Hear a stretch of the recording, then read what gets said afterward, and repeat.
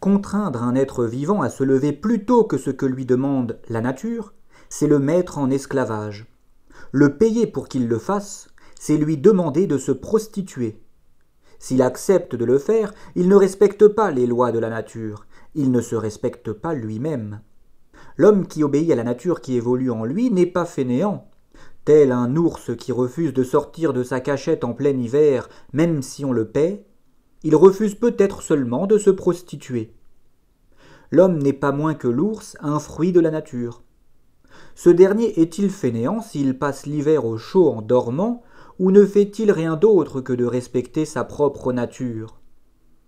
L'ours qui sortirait de sa tanière en plein hiver, et pour courir après le luxe, se comporterait comme un animal dépravé. Tu sais, lecteur, les défenseurs de la cause animale dénoncent les conditions de vie de certaines poules pondeuses élevées en batterie.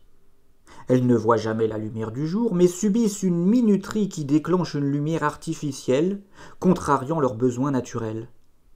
Mais réfléchis bien à ce que tu fais quand, en plein hiver, tu te réveilles avec une sonnerie, que tu allumes la lumière de ta chambre parce qu'il fait encore nuit dehors, que tu sors de chez toi, marchant dans le froid et contre le vent sous la lumière des lampadaires, dans cet élevage d'humains en plein air que l'on nomme la ville.